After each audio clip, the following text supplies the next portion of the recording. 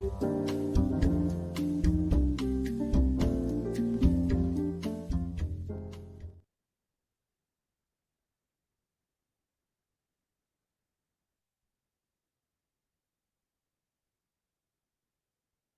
to Bloomington's celebration of service. My name's Tracy Ivanovich, and I'm honored to serve as your president.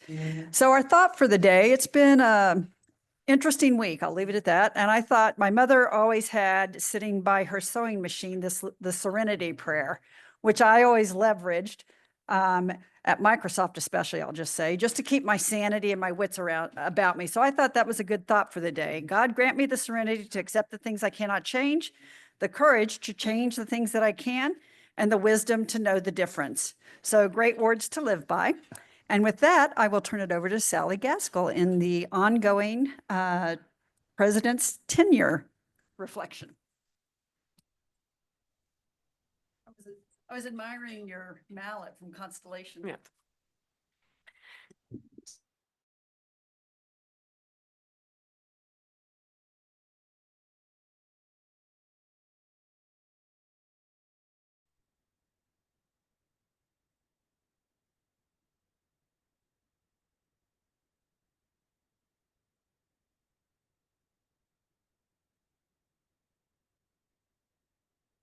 Board determined that Zoom was the way to go, and we were off to the races.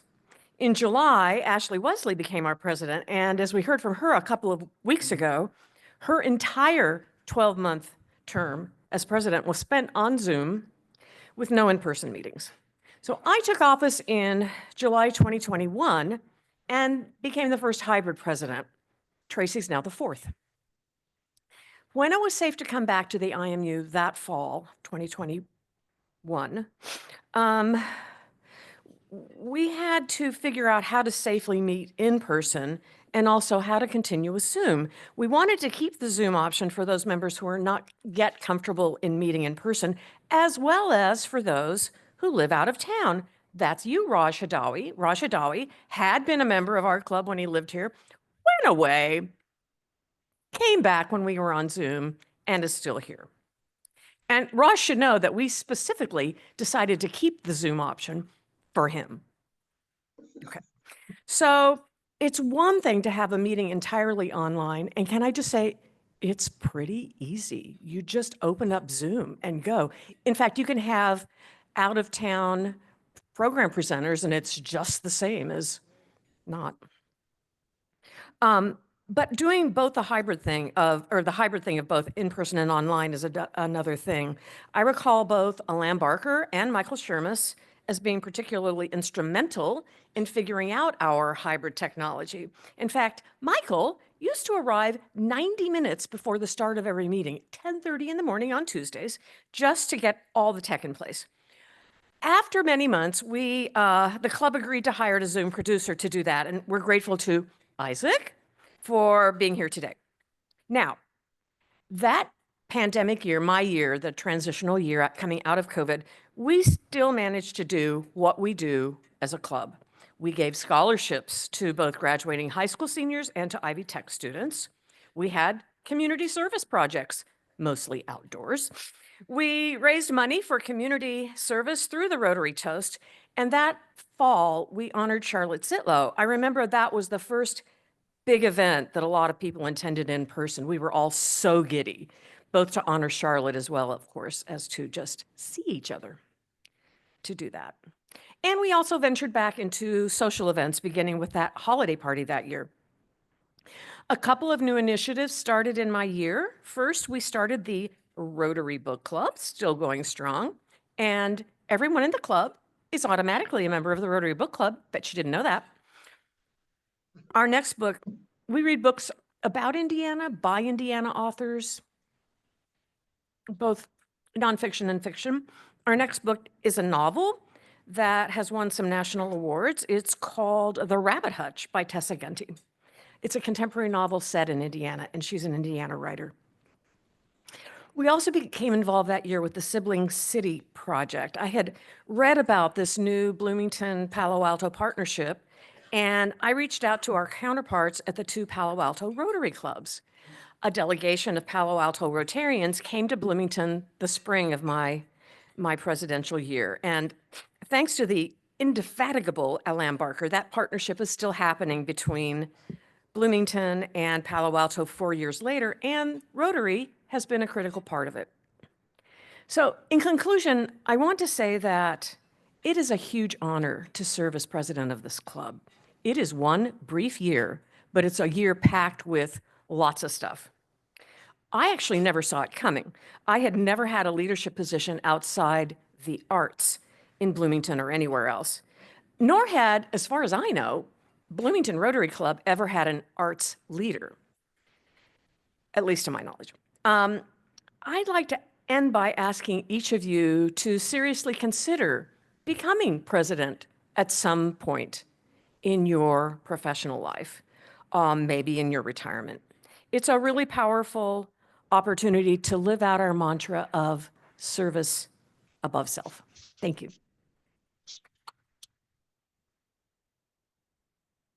Thank you, Sally. And while Lynn comes up to do the introduction, I will just chime on. I've only been a member for just 2 years now, and being president, if I can do it, having been here for a year and a half, anyone can do it. So don't be shy. You have lots of people around to help you, and they're phenomenal. So Lynn, guest list, please. Hello and welcome, guests of our Rotary meeting today. When I read your name, we would love for you to rise so that we can acknowledge your presence. I welcome 2 guests of Lori Garrity, Brianna Solola, and Denzel Ross.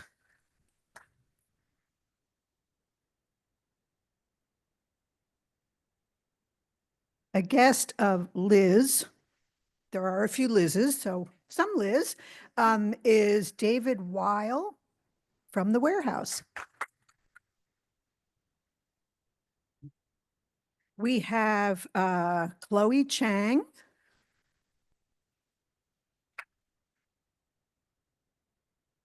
And we have 3 Rotaractors today, and I will unfortunately, apologetically butcher your names.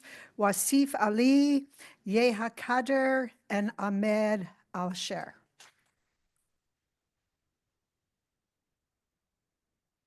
If any of you would like more information about our club and Rotary, please speak to someone at your table. We would love to see you back.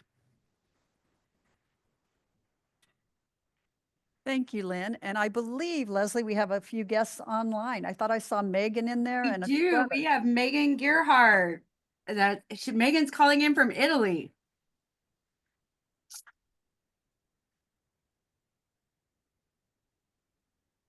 All right. And with that, let's go to the birthdays. We have Bill Murphy on the 7th, Cindy Neidhart on the 2nd, and Tim Riffle on the 5th.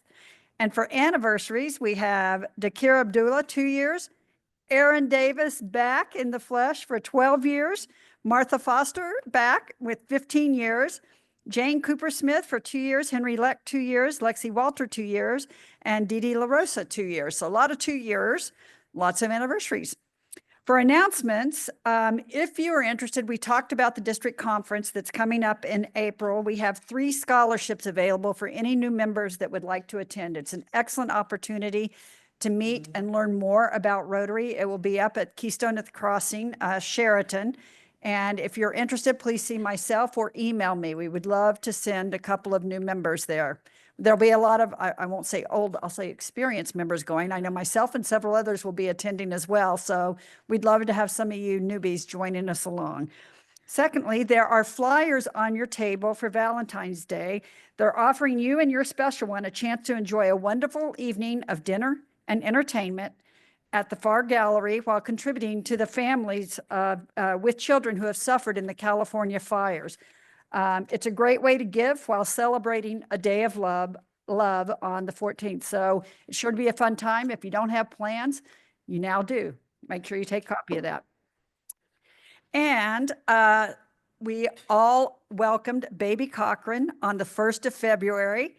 So Sarah welcomed in Maisie. She was born at 10:10 p.m. She's 6.4 ounces. and 19.75 inches long. So that's exciting. A new Rotarian underway.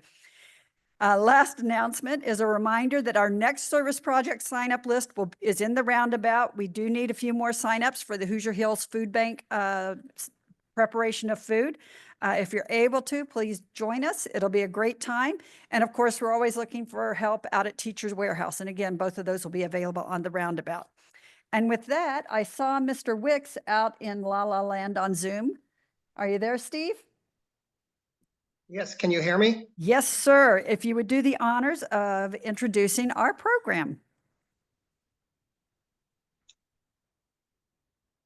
So in honor of Sally's presentation, I'm doing today's introduction of our speaker via Zoom. In August 2022, a public health commission appointed by Governor Holcomb issued its final report. I'll quote and paraphrase a couple of excerpts from this report.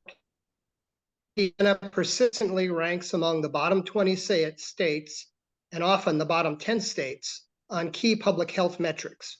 For example, Indiana's life expectancy in 2019 was almost 2 years below the US average, placing us 40th in the nation.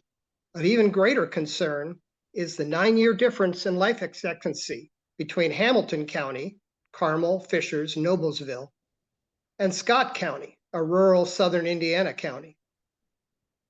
Less than a year later, in 2023, the Indiana legislature created the Health First Indiana program.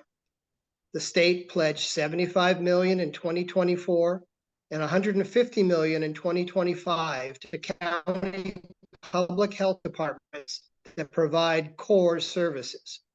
86 counties participated in this program in 2024, and all 92 counties signed on for 2025.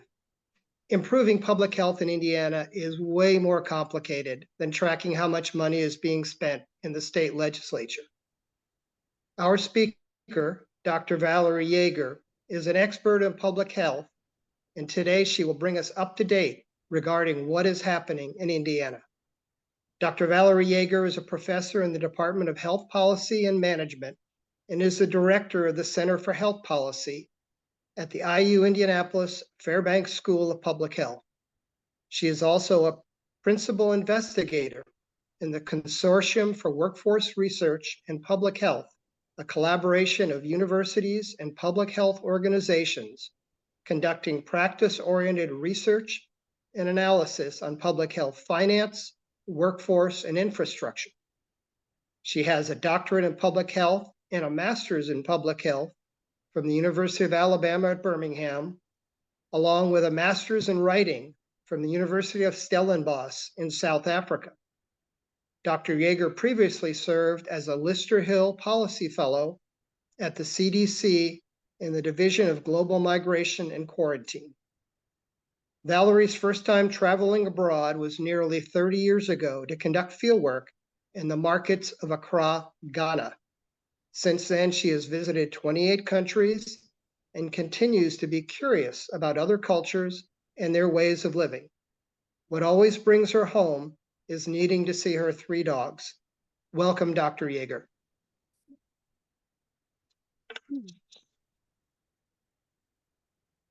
Thank you so much, Steve. It's quite a pleasure to be here. Thank you for welcoming me to Bloomington. As you can imagine, having studied in Alabama and taken my first faculty position in New Orleans, I am transplant to Indiana. And so when I get opportunities to be in different sections of the state, it's always welcome. And this is only my second time on the IU Bloomington campus. So thank you for having me. Today I'm talking about how we're working to strengthen Indiana's public health system and the challenges, the investments, and the achievements that I have been able to be a part of in my short 7.5 years here in Indiana. As background, I arrived to Indianapolis in 2017, so a few years before our transformational COVID pandemic. But I focus on the public health system in the communities where I work. And so I was recruited to the Indianapolis campus to be able to support community partners within our Indianapolis region as well as the state. And as you know, the School of Public Health, both on the Bloomington campus and the School of Public Health on the Indianapolis campus, were relatively new. They were both established just a few years before I arrived, and the influx of requests for the kinds of expertise that we have were growing. And so I was recruited to work with those community partners. And the COVID-19 pandemic happens, and suddenly all of the health system contributors are trying to figure out how to work together and how to support one another and how to respond and keep our community safe and healthy. And so during that period of time, many of the things that my colleagues and I had already been fairly aware of, the disconnectedness across public health and its health care delivery partners, became more obvious. And what I have here is a quote from a healthcare delivery partner, a hospital systems expert, who said that because of lack of coordination in the counties and the state, health system efforts have become ineffective. Even when resources are put in, it's not just the money, but the connectivity. There are different initiatives that are not connected. So we're struggling right now with how we as healthcare systems reach out to the locals or the state to help us address some of the health inequities based on race. It's even more than an uphill battle. This is a quote from a healthcare system leader during the first year of the COVID pandemic.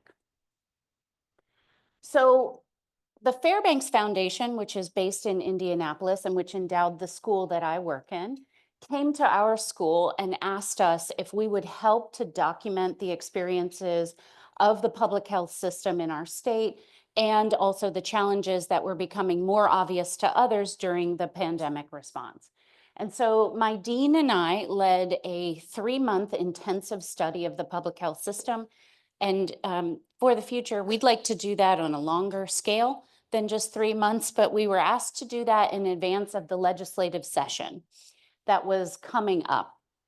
And so in this study, we interviewed 55 different individuals who work with public health or work in healthcare delivery or lead some of our largest organizations in the state and were participating in the pandemic response. We pulled every bit of data that we could find on the funding that comes into local and state public health, any national data on the health of our communities, and we synthesized the way the system is structured and the health of our state and what we know about it in this report, which came out in December of 2020. I'll cover a couple pieces of the report for us. One of the things that we looked at is how much the districts of our state are covering the foundational public health services that are needed to keep our communities healthy.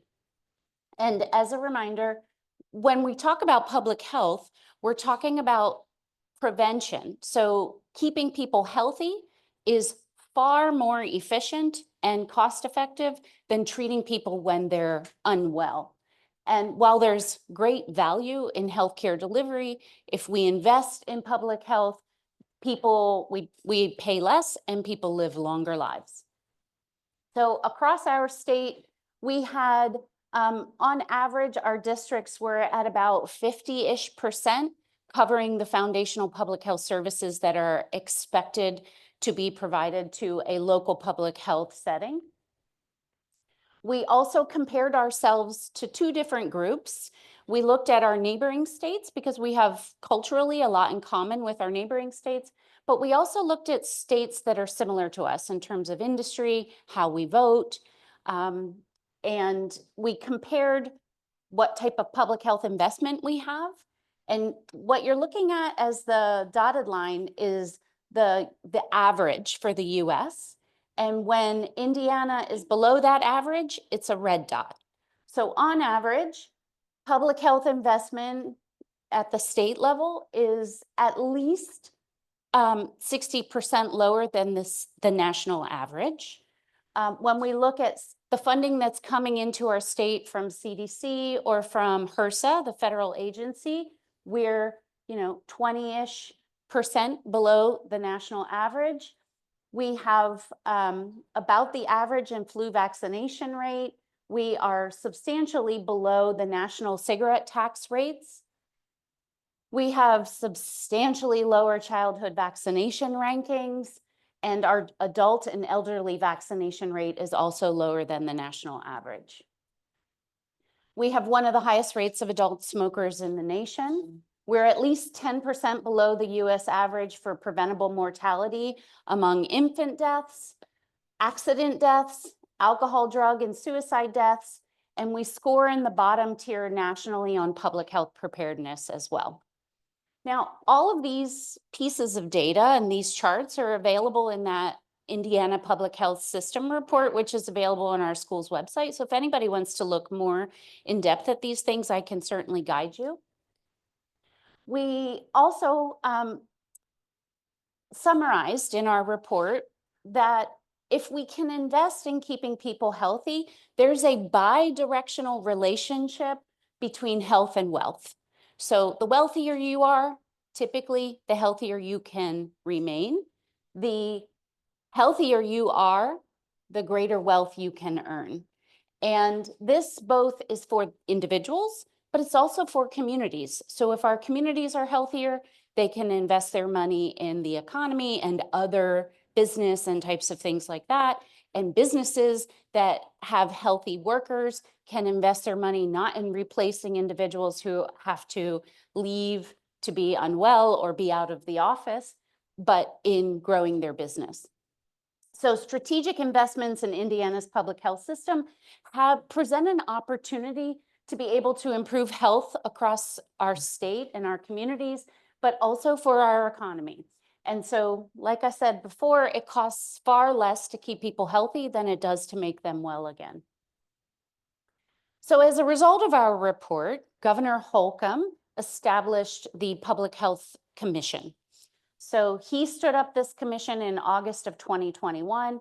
And what he did was, it was quite strategic. He brought together local leaders, experts in healthcare, as well as public health, and former members of our legislative budget committee. So Senator Kenley was chair of the committee. Our former state health official was a chair of the committee. And what they did was they spent a year bringing in experts and pulling as much information as they could to understand where the disconnects were, what the inefficiencies were, where are we under-resourced the most, and what would be the biggest bang for any buck that is invested in our state. And as a result, Governor Holcomb asked the legislature to fund $350 million to strengthen the public health system in the next 2 years of that budget. They received instead $225 million, which is quite a lot of money. In historic years before that, public health in our state was receiving about $7 million from the state budget. And that became a 1,500% increase from the state budget to strengthen public health. It wasn't all of what Governor Holcomb asked for, but it was certainly quite an investment. And so also in their report, they recommended that one of the things that we need to do to understand the public health system is to understand its workforce. What are their skills? What are they assigned to be doing? We didn't even know at the time that I did my public health system study. I couldn't tell you how many public health workers there were in our state.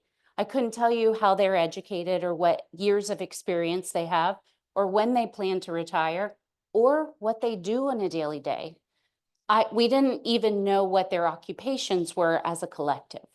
And so one of the outcomes of the commission was to ask that we do an assessment of the public health workforce so that we can figure out what are our gaps, how can we support them, and what are the essential needs.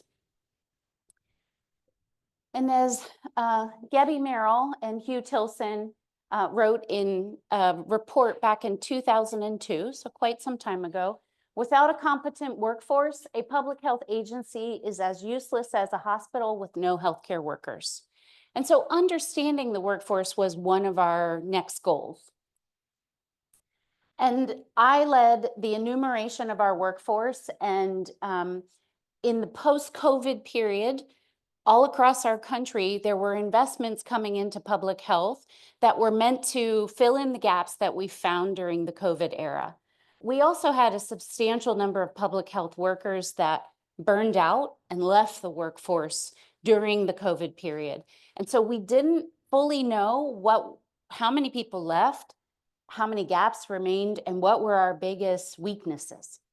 And so when we did this public health workforce study next, we wanted to be able to establish baselines.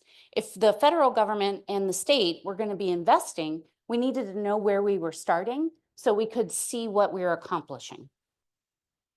And so we conducted a comprehensive assessment of the local health department workforce.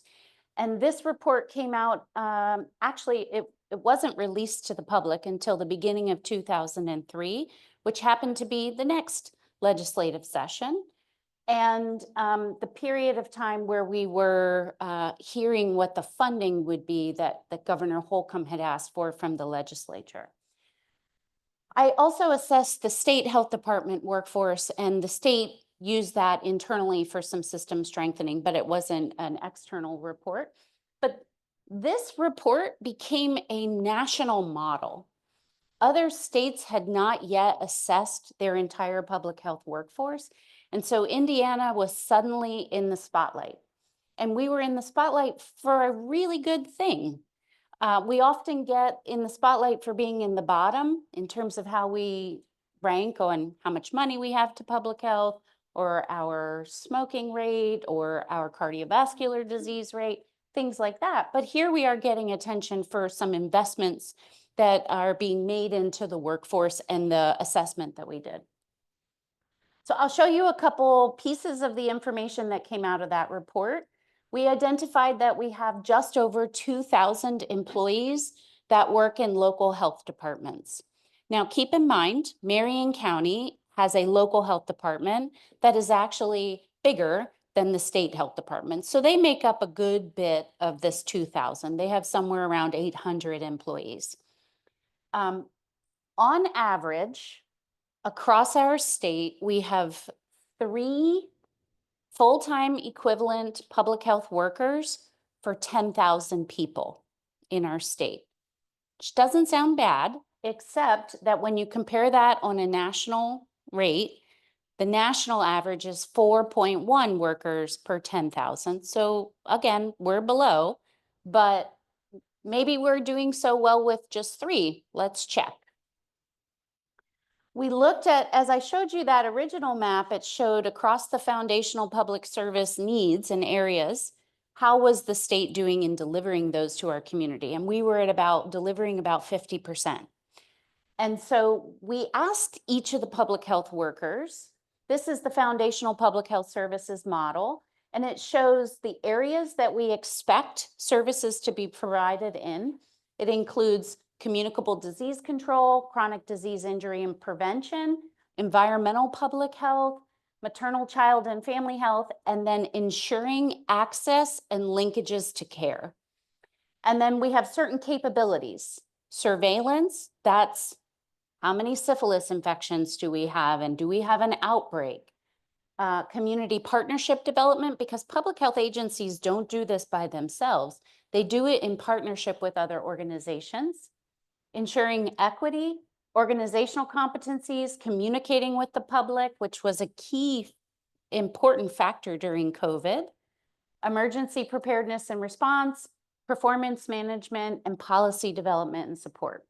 So we asked each of the public health workers, what of these areas is your work in, and what % of your time do you think you're doing these things?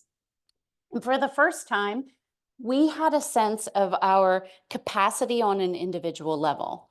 And there's this calculator that some of my national colleagues and I created that allowed us to compare Indiana to others across the nation for benchmarking. And what we saw is that the dark bars are how many people we have employed that are doing that kind of work. The light purple is what's recommended to ensure these services are provided to everyone that needs them. And you can see that except for communicable disease control, we're below the recommended number of individuals dedicated to that kind of work across 4 out of 5 of them. We also looked at retention of the workforce because we need to understand the pipeline. If there are going to be a lot of people retiring, we need to be preparing for that. As individuals who've served 20 and 30 years in an industry leave, they leave with a lot of valuable expertise. And so we need to be thinking about preparing the workforce if we're going to have mass retirement as people age or burn out. And so what we found is that these dark colored districts are the districts that expect to have high percentages of their workforce leaving in the next few years. And that's good for planning purposes. So we can be thinking about how do we strengthen and support these communities as these workers leave. And this report about the workforce, for the first time, decision makers in Indiana had reliable data on the number of governmental public health employees, what kinds of activities they're doing, when they intend to retire, and their training needs. What kinds of things do we need to do to strengthen the work that they're doing for our communities? And this gives us the ability to look at changes over time as these investments come in. So, Health First Indiana begins.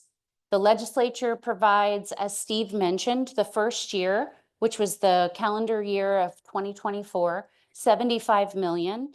The second year, which is the year that we're in, is allocated $125 million. And the way that they structured Health First Indiana was that there has to be a county match.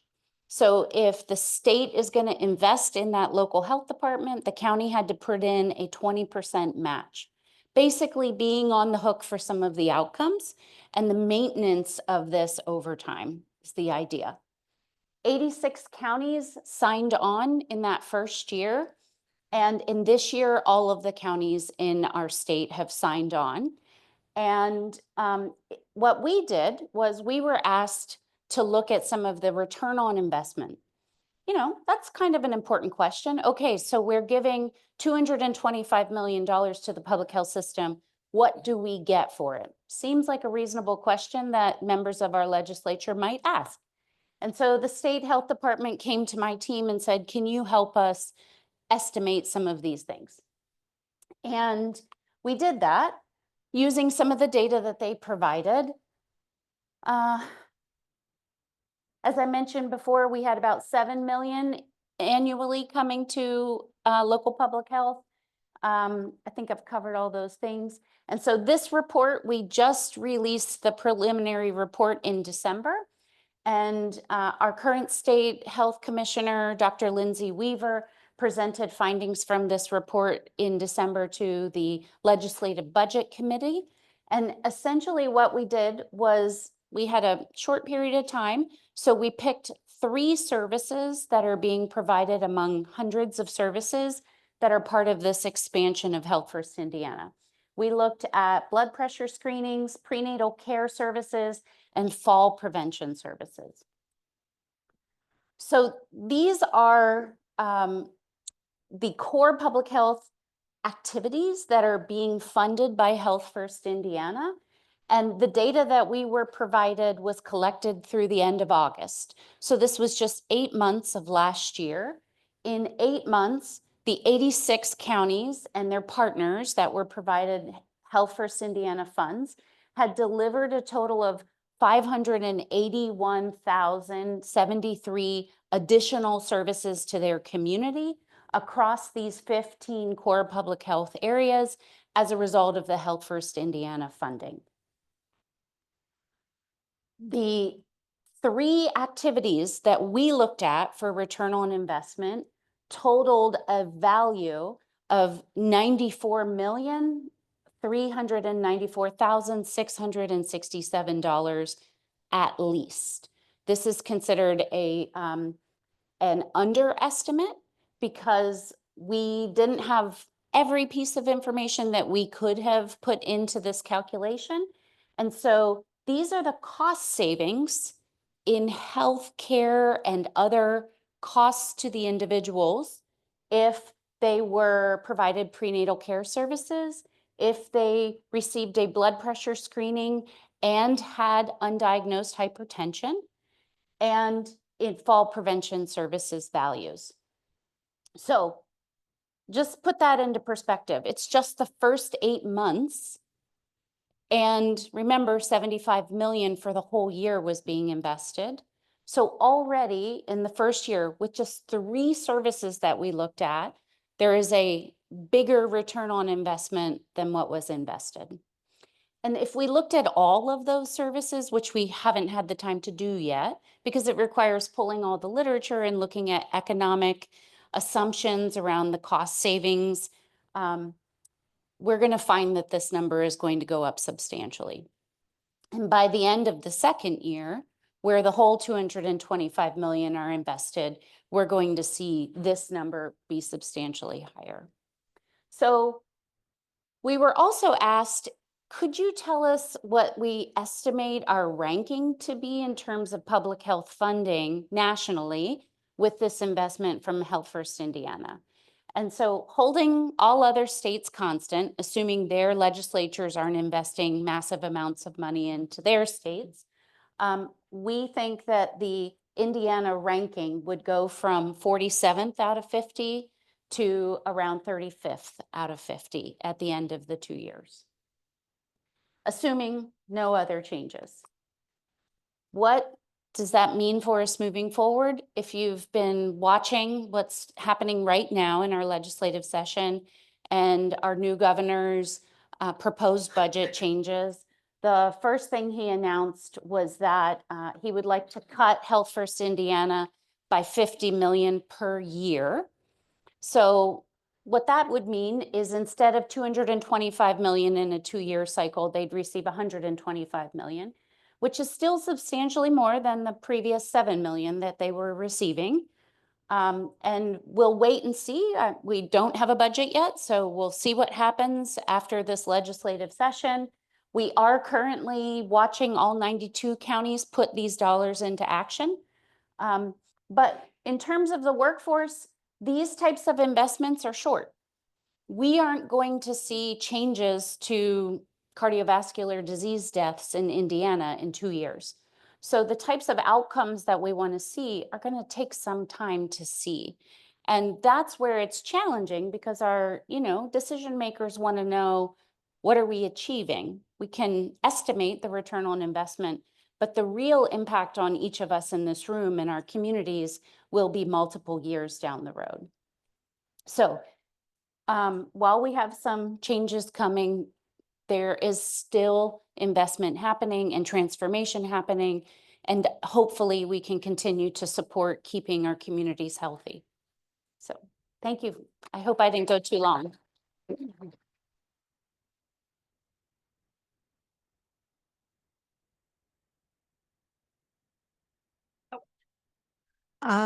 With the recent changes in federal grants, are you still assuming that you'll see the money that you need for this program to move forward? So the federal grants will not change what the state's budget is in terms. These dollars for Health First Indiana are not coming from federal dollars.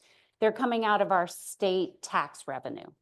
So we may see some state tax changes under our new governor and our legislature. That might change what's available in the budget to fund Health First Indiana moving forward. But the federal investments like CDC dollars, HRSA dollars, things like that potentially could change, but they're not accounted for in the 225 million. Thank you. At one point, we had a women's health commission or whatever it was called. Is that still viable? And for a number of years, I worked with the Indiana Family Health Council, which is a Title 10 recipient and disperser. And that was for women's health care. But of course, women's health care includes a lot of things, including children's care at an early stage, and women command a lot of the funds for healthcare. Can you address that issue and what is happening with that money now? And where are those pressures coming from the commissions? Unfortunately, I can't fully answer that. I'm not aware of what's going on with the Women's Health Commission. We do have a Women, Infant, and Children division in the Department of Health. They're certainly receiving some of those federal dollars for their initiatives and their work. I suspect some of those dollars are going to be changing as well. We've already received some notice that some of our federal grants coming into the state, coming to our school, coming to Marion County have already been impacted from some of the executive orders. But as you know, all of these things are changing very rapidly. So it's really hard to predict what the real impact is going to be. But I wish I had more information on that topic. Hi, thank you so much for this present. It's incredible and inspiring work, and you make you. it seem so easy. And so, but I imagine the lobbying effort behind all this was not easy. So this is incredible and inspiring. Two quick questions. One, do you anticipate that the same legislature who approved this expenditure just 2 years ago will go back on or reduce the expenditure, regardless of the fact that there's a new governor? Because the state legislature doesn't turn over nearly as often. Second, for your return on investment, which we know is down the road, where do you see that money showing up? Because it's projected. So when you go back to John Q, state representative, do you say, well, do you see how the GDP in this specific county grew and how tax revenue grew? Like, how do you put the meat on the bone in that regard? Thank you. So there are a couple pieces in there. One of the big parts of the Governor's Public Health Commission was to bring people of different perspectives together to learn about the public health system and its challenges simultaneously. And then what our state health commissioner, Dr. Christine Box, did at that time was she did a tour of every of the 92 counties and held public events to ask county council and other decision makers in the local setting what issues they had, what concerns they had about the findings from the report. And essentially, by talking to people of different views and perspectives, they got buy-in to then speak to their representatives and say, this is something that's going to help us. And so, you know, public health during the pandemic became a political issue for the first time. Prior to the pandemic, if public health was doing their job, nobody knew about them at all. We didn't talk about public health, nobody knew what we did, and we didn't pay much attention to it, unless it was maybe shutting down one of our restaurants. And then we knew about it. But because of that politicization of public health, there was a lot of work to be done by that Governor's Public Health Commission and Dr. Box, and through the leadership of a Republican governor. Governor Holcomb supported public health at a time when Republican leaders were not supporting public health. And I think it's because he understands the economic value of keeping his community healthy. And so we learned how to have language that wasn't partisan. And that is one of the other ways that Indiana is serving as a role model for other states. The dean of my school at the time and my current dean both published an article about how to bring people of different perspectives together on protecting the health of the population. And as a result of some of that work, we were invited to national webinars. Our dean just spoke at Harvard this week or last week to help them think about talking to people of different views and how to bridge those gaps between political perspectives that usually divide us. So while we haven't seen that much turnover in our legislature, there is a tone that can be set by who leads us. And so if our current governor wants to change some things, we may see some of those changes. I can't predict it. Was there another question? Oh. So one of the big returns on investment is in avoided medical costs. So say, for example, you diagnose somebody with previously unknown high blood pressure. By doing that, you can prevent them from maybe having an acute event like a heart attack. And so when we do return on investment, we're looking at an avoidable heart attack costs and what the estimated percent of the population that was undiagnosed would have had a heart attack.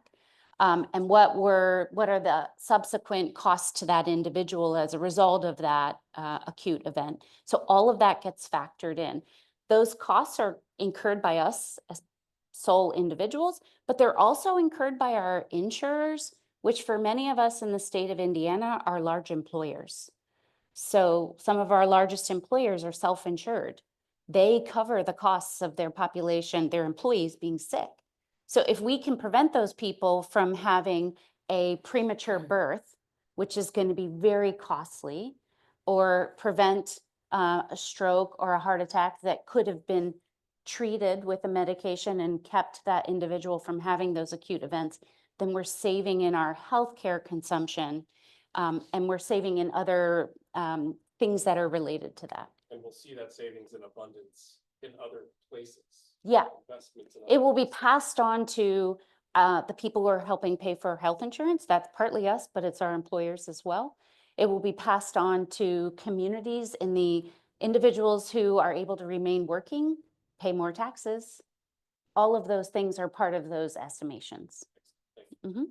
Yeah, Dr. Yeager, fascinating. There's so many questions I have, but the one you talked about the 3 to 10,000 and 4 to 10,000 local healthcare professionals based on the retirement assumptions. Did you look at voluntary churn of healthcare professionals? And the reason meaning they leave on their own accord because they're unhappy or whatever. Do you drill down into those elements? And is there any type of plan going into place to attack the issues of why we're losing so many professionals? Yeah, so we asked questions about job satisfaction and why people would leave. We also asked about salary. So we were able to look at the salary of our public health workforce compared to the workforce in other states. And we can see that they actually earn less than public health workers in Michigan and Ohio and our neighboring states. So some of that information. And then we also compared health departments of similar size populations being served with others in the state. Because one of the things that our local health leaders told us was that it doesn't serve me to tell my county commission, who's going to make decisions about salary for our staff, that people in Michigan are earning more. But it would help me if I can compare what my staff looks like, number of individuals and their salaries, to other similar communities in Indiana. And we had made the commitment to each of these agencies. You know, they're giving us valuable information that could be used in a negative way. So we had promised to not release individual data about health departments. So we created these reports for the health departments that were similarly sized, comparing themselves to others similarly sized in aggregate form, so that it wasn't going to be something that could be used against any of the health departments. But then I had health officials or administrators come to me afterwards and tell me that that report helped them negotiate for a new staff person. And so that's where it feels really meaningful to me to be able to do this work. Sometimes when you're in academia, you feel like you write a lot of papers and you do a lot of things, and does it really change anything? And this is the first time that I've felt like my work actually had purpose in a direct, impactful way, is when a health officer comes to me and says, this is actually helping us. So that feels nice. But one of our challenges within healthcare is we don't have enough doctors in rural settings. We don't have enough nurses. We have a nursing shortage. All of that does impact public health because we do have doctors and nurses that work in the public health setting. But the real challenge for that is in our healthcare delivery system. And that is outside of the analysis that I did. We have a group at the School of Medicine called the Bowen Center, and they study healthcare delivery workforce and have some really great reports on their work. Thank you for remarkable research. It's clear that like many of my research projects, I was limited to a top-down approach, to inside the system approach. And I'm wondering if you're aware of the work of Dr. John Rich in Philadelphia, who worked recruiting what he called neighborhood healers, many of them young African-American men, some of them had served in the military as medics. Would it be possible for some research to be done from the bottom up? I'm aware, for instance, that the Indiana Department of Health a few years ago recognized the work of Broadway United Methodist Church and a group called Roving Listeners that helped connect resources in neighborhoods. Might there be some research that you might do to look at that from the other side? Yeah. Thank you for the question. We have that kind of work going on in our school. So are you guys familiar with the Diabetes Impact Project funded by Lilly? Dip In is what it's called. Lilly's invested somewhere over $8 million in some communities in Indianapolis that had some of the highest rates of undiagnosed diabetes in our nation. And our dean worked with leadership at Lilly to strategically invest in some initiatives similar to what you just mentioned, where individuals from the community are trained and then they work with community members to do screenings and connect them with care and navigate the healthcare system, navigate the insurance market, try and help people from the ground up rather than policy making from the top down. We have some of those other, I could go on and on about some of those initiatives. I'm helping to evaluate an IU Health initiative in Indianapolis called the Indy Health District. Some of you might have seen some of the recent announcements about that, which is a partnership of citizens, Ivy Tech, and IU Health, and there is another partner I'm forgetting, but they came together to try and strengthen a community that has historically been left behind in terms of health. And so the investments at the direct community level are certainly happening, and we're trying to make sure that appropriate people are involved to be able to see what the impact of that work is. So lots of those initiatives happening, and some health-related and spiritual organization-related initiatives. So I've been trying to keep a pulse on that, but there's so much going on that I don't even know what all of my colleagues are doing. But yeah, lots of things happening in that area. Can we check and see if we have any questions online?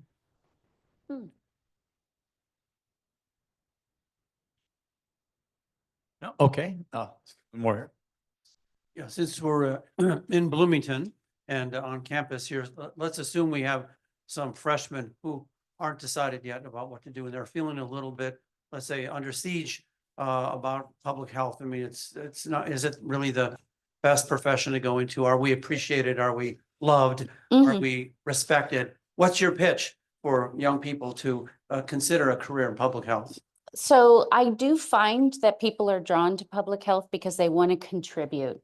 And I would think that people that are here in this room or any of the students that are drawn to Rotary are probably individuals that sentiment would align with their own values, that they want to do something meaningful for communities.